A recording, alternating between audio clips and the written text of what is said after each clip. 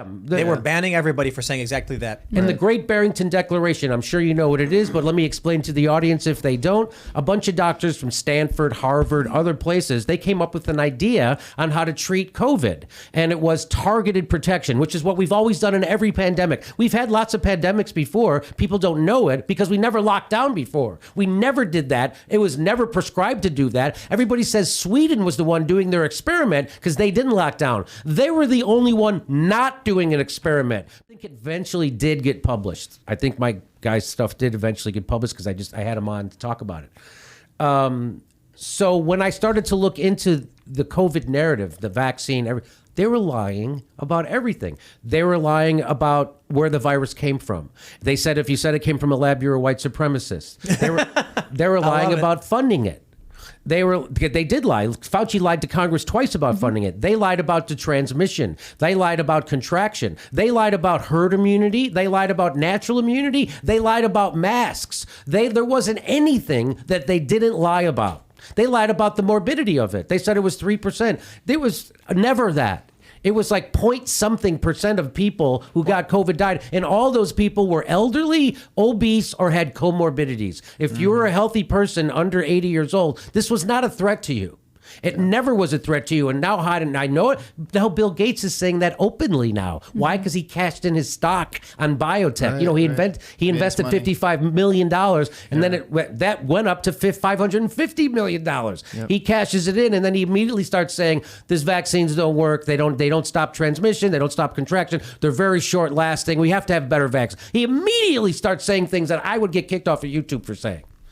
And he said, and we didn't know that we didn't know things that the virus, it has a very low morbidity rate. Low fatality rate. That's the word to use. It has a very low fatality rate and it infects mostly the elderly, kind of like the flu, but a little different. That is a verbatim quote from Bill Gates now that he has cashed in his stock. Yeah. Yep. After gaslighting everyone for years. This is a scam. They were banning everybody for saying exactly that. And the Great Barrington Declaration, I'm sure you know what it is, but let me explain to the audience if they don't. A bunch of doctors from Stanford, Harvard, other places, they came up with an idea on how to treat COVID. And it was targeted protection, which is what we've always done in every pandemic. We've had lots of pandemics before. People don't know it because we never locked down before. We never did that. It was never prescribed to do that. Everybody says Sweden was the one doing their experiment because they didn't lock down. They were the only one not doing an experiment because the way to handle a pandemic, which was in their medical literature, was to not do lockdown and to do targeted,